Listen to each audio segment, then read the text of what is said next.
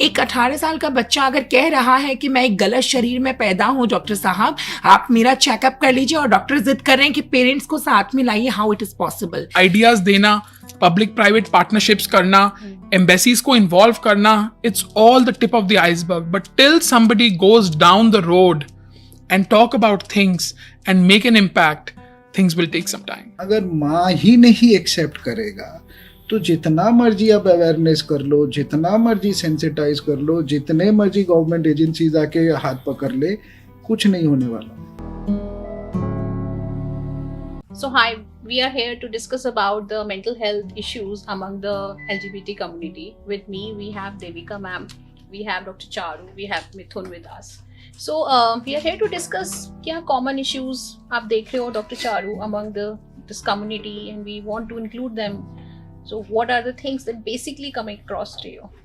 So in my practice, Dr. Shraddha, जो problem specially mental health को लेके इस कम्युनिटी में है वो आती हैं, they stem out of stigmatization and victimisation.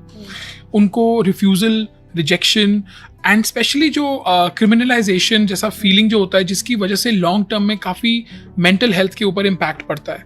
It starts from being rebellious, turns into sadness, anxiety, depression and can even lead to substance abuse and suicidal tendencies. तो हमारा एक कर्तव्य बनता है that we can actually hold this at the right point early in the childhood or teenage time by counseling parents, guardians and school teachers, और ये चीज़ें आगे ना खराब हो. So coming to Devika ma'am, आपको क्या लगता है कि what are the resources available अभी इस कम्युनिटी के लिए कि वो मेंटल हेल्थ के लिए क्या कर सकते हैं अपने? तो अगर मैं ट्रांसजेंडर कम्युनिटी की बात करूँ, we are the most vulnerable community in this world. और खुद का संघर्ष खुद से है, बिकॉज जन्म किसी और शरीर में होता है और फीलिंग्स, इमोशंस कुछ और होते हैं. वहीं से समाज का सोचने का नज़रिया और तो और माँ बाप जो हमारे पेरेंट्स हैं उनका सोचने का नज़रिया भी हमारे प्रति बदल जाता है, क्योंकि हम वो करते हैं जो लीक से हट के होता है. और इसके साथ आते हैं मेंटल डिसऑर्डर्स. मैं इसलिए यूज़ करना चाहूँगी because I have gone through when I was starting my transition. और हम मेडिकेशन भी लेते हैं तो एनी हाउ मूड स्विंग्स वगैरह हमें बहुत ज़्यादा होते हैं. तो resources, because I am representing the government of Uttar Pradesh, I am the advisor for the government, we are looking forward a agency के हम जिसके साथ मिलके at least we can start up a plan for the trans community, जिससे कि उनको GIT letters, जो gender confirmation letters होते हैं, और उसके साथ साथ जो उनकी प्रॉपर काउंसलिंग की, अगर मान लीजिए किसी ट्रांस पर्सन को, ट्रांस वुमेन या ट्रांस मैन को they want to go for SRS, sex recursion surgeries या सेक्स रीअसाइनमेंट सर्जरीज के लिए जाना है, तो at least they can get support from like people you and Athena kind of the environment where they get right direction. और उसके साथ साथ the government will facilitate them, because हमारा कम्युनिटी बहुत ज़्यादा फाइनेंशियल क्राइसिस से भी गुजरता है. तो अगर गवर्नमेंट आगे आती है, and because we are having a transgender welfare board in Uttar Pradesh, we are having the budget, this is the only time where we need to module the government and making the collaboration with like Athena Behavior Institute and other institutes as well, where we can at least promote the trans community in the good direction. Because हमारे लोग without consultation के, बिना counselling के वो लोग medication शुरू कर देते हैं, जिसकी वजह से इतना प्रॉब्लम्स आ जाता है कि many of them they attempt suicide as well. तो बहुत बड़ा चैलेंजिंग ये रहता है. तो it's really great nice initiative कि हमें इस जब when we are having resources from the government और गवर्नमेंट इतना सेंसिटाइज है, when our judiciary is sensitize for that, तो मुझे नहीं लगता कि अब देरी होनी चाहिए. We should make a collaboration as soon as possible, और हम इस चीज़ को बहुत ब्रॉड लेवल से करें जिससे हम ट्रांस लाइफ्स को बचा सकें. जो सोसाइटल रेट्स आते हैं ट्रांस कम्युनिटी के, वो इंडिया में बहुत ज़्यादा आते हैं, क्योंकि कोई ट्रांस पर्सन ने अगर SRS कर भी लिया तो उसको फिर रिग्रेट होता है without counselling, then they attempted suicide कि मैंने अपनी बॉडी के साथ खिलवाड़ कर लिया. हमने भी अथीना में काफ़ी पेशेंट्स ऐसे देखे हैं ट्रांसजेंडर कम्युनिटी के कि उन्होंने जब रिकंस्ट्रक्शन सर्जरीज कराई हैं तो they really have gone into suicidal ideation. Yes, बहुत ज़्यादा. And through counseling and through medication, yes, they have been very successfully treated. So Mithun, what is your take on this? कि इतना suicidal क्यों है, मतलब ये कम्युनिटी? अब आप लोग का इतना अच्छे से you be are supporting each other, what we are seeing, and now Athena has also come forward to support this group. So what is your take on it? Well, I guess the first thing that we need to understand is all this. There is a challenge. There is a challenge that we all face. The first thing is making our parents understand. So as we say that charity begins at home, acceptance begins at home. अगर माँ बाप नहीं accept करेगा तो अब मैं ये expect नहीं कर सकता मेरा पड़ोसी मुझे एक्सेप्ट करे. So basic, this is what even I have gone through in my, when I came out. I came out when I was 35 plus. Nowadays people are coming out when they're 18 plus. So that awareness has been there. People are coming out even when they're in the schools as well as even in college. But basic जो चीज़ है ना कि घर पे mummy daddy हम लोग सबसे पहले बोलते हैं यार माँ, अगर माँ ही नहीं एक्सेप्ट करेगा तो जितना मर्जी आप अवेयरनेस कर लो, जितना मर्जी सेंसिटाइज कर लो, जितने मर्जी गवर्नमेंट एजेंसीज आके हाथ पकड़ ले, कुछ नहीं होने वाला. बेसिक चीज is your parents should be sensitized. Once your parents is sensitized you feel empowered कि यार सब मुझे नफरत करते लेकिन मेरी माँ नहीं करती. So once that is there, then I guess your fellow people, your friends, then there are people whom you admire, whom you look up to. Then you can open up. अभी क्या चीज़ है नहीं, घुटन है. मैं बोलूँ भी तो किसको बोलूँ, हम लोग बोल नहीं पाते. और जिनको बोल पाते हैं probably you have seen आज एक चीज़ बहुत ज़्यादा होता है, मैंने ये देखा है. एक कॉन्सेप्ट आ गया अभी डैडीज. मैं इसीलिए ये कॉन्सेप्ट बता रहा हूँ यहाँ पे. And this concept is because the younger people, they don't get that love or connection from their father. Daddies is not just, let us not go dig deep into that, but basic चीज़ है because father figure जिनको आप respect करते हो, वहाँ पे acceptance नहीं है. So they find that acceptance into somebody, in somebody whom they look up to, कि यार ये मेरे पापा नहीं हैं, लेकिन मुझे वो, involvement अच्छा लगता है उनके साथ. तो वो चीज़ ना सबसे पहले ज़रूरी है फैमिली से शुरू हो. अपने जो दोस्तों के साथ मैं रोज़ आगे पीछे करता हूँ, इन द सेंस मैं ज़्यादा मिलता जुलता हूँ, दे शुड कम आउट. अभी पहले क्या होता था स्कूल में, even when I was in school, मैं अगर किसी लड़के को ऐसे हाथ रखूँ 10 more people, अरे यार वो तो उसके साथ बैठता है, घूमता है, ये करता, पता नहीं क्या क्या चलता है. Now that situation is probably not there, but family acceptance has to be there. Family के बाद बाकी सारा चीज़ come second. Family acceptance has to be there. ये प्रॉब्लम क्या लीड करता है ना, हम लोग जब प्रॉब्लम में होते हैं, we can not call our parents, we don't know whom to call. And अभी it's good that people like Athena and all are coming now on board. लेकिन अभी क्या होता है ना, जब मुझे कुछ even when I go through a situation कि मुझे कुछ बताना, I want to vent out, I don't know whom.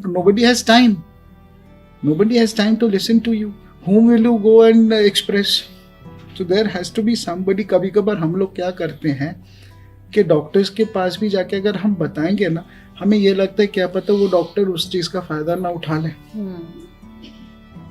तो हम वो ट्रस्ट होता है ना, जो ट्रस्ट बॉन्डिंग, वो डेवलप ही नहीं हो पाता. इसीलिए हम लोग उसको भूलने के लिए ही what we do is we go into drugs, we go into alcohol, we go into this, we go into that. It is just we are trying to escape. और वो escape तब तक खत्म नहीं होगा जब तक acceptance नहीं आएगा. और अगर मान लीजिए कि अगर कोई ऐसा चीज़ हो ही रहा है, अगर मम्मी या उसका फैमिली उसको एक्सेप्ट करे, शायद कम हो. ये rehabilitation, rehab centres and all those में बहुत ज़्यादा ट्रॉमा हो जाता है लोगों के ऊपर. जैसे कम्युनिटी के साथ में रिहैब सेंटर्स, जैसे आपने बोला, एक टैबू तो है सोसाइटी में कि rehab centre, and that's what we are as Athena, we are coming forward, like we are not calling ourselves rehab, we are calling ourselves a wellness center. And coming back to the mental health topic, so Devika ma'am, you have gone through schizophrenia yourself. अगर हम बात करते हैं mental health issues की, generally सब क्या बोलते हैं, anxiety, depression. No, it is much more bigger thing. There is bipolar, there is schizophrenia, there are PTSDs. People बहुत ज़्यादा इससे ग्रसित हो रहे हैं. सो वहाँ पे what is your take? Anxiety depression से बढ़ के हमें बात करनी है. OCD को मजाक में लोग ले रहे हैं, वो क्लीनलीनेस है, वो है OCD. There is lot more deep down things people are suffering from. So what's your take on that?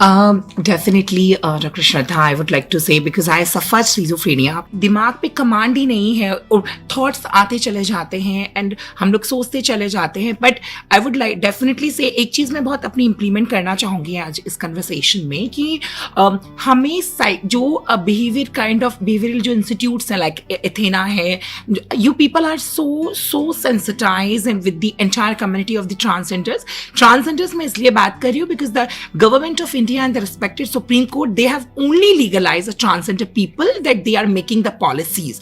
So I'm a very proud part of the LGBTQAI plus A spectrum, but because I represent trans people, so because government is only make the policies for the transgender, and they have legally recognized transgenders, and the government is very much sensitive towards the transgender people. एक चीज मैं implement करना चाहूंगी आज के conversation में, Athena जैसे institutions को होना बहुत ज़्यादा ज़रूरी है, बिकॉज जनरली क्या होता है ट्रांस कम्युनिटी में कि जब ट्रांसजेंडर्स कम्युनिटी को जब साइकेट्रिस्ट के पास या काउंसलर्स के पास जाया जाता है, they are not 0% sensitized towards the transgender community. उनको पता ही नहीं है. जब हमारे बच्चे GID लेटर्स के लिए जाते हैं तो वो कहते हैं कि अपने माता पिता को साथ मिलाओ. How difficult it was. एक 18 साल का बच्चा अगर कह रहा है कि मैं एक गलत शरीर में पैदा हूँ, डॉक्टर साहब आप मेरा चेकअप कर लीजिए, और डॉक्टर जिद कर रहे हैं कि पेरेंट्स को साथ में लाइए, how it is possible. Parents transphobic हो सकते हैं, वो उसे मार सकते हैं. तो मेरे हिसाब से सबसे बड़ा जो चैलेंज है कि हमें सबसे पहले गवर्नमेंट ऑफ इंडिया को सबसे पहले जितने भी मेडिकल इंस्टीट्यूशंस हैं, स्पेशली जो साइकेट्रिस्ट के लिए बने हुए हैं, उनमें बहुत काम करना है, उनको सेंसिटाइज करना है. Specially there is a one request for Athena as well, because we luckily we are having doctor Shraddha with us. तो I would like to implement one thing ki if you have some counselor from the community in your clinic, that will be much more effectively working. Yes, because when you will be when our community people finding a same person with us, हमारा ही जैसा ही हमको वहाँ पे counselling कर रहा है, जो इन चीज़ों से गुजरा है, तो मुझे लगता है वो चीज़ें और अच्छी हो जाएंगी. And after in the guidance of yours, क्योंकि anyhow my community is not that much potential right now कि वो साइकोलॉजी में बहुत इंटेलिजेंट, बट वो रहेंगे तो कंफर्टेबल रहेगा. तो I think it's my request, you can be with have. We saw that doctor Charu का जो सेशन आज रहा था, it was enjoyed by everybody. So Yes. connections था, and I could feel that. So Dr. Charu, your take, final words. You know, my final words will be that जैसा मिथुन ने बोला, Devika ma'am ने बोला, that situations are changing.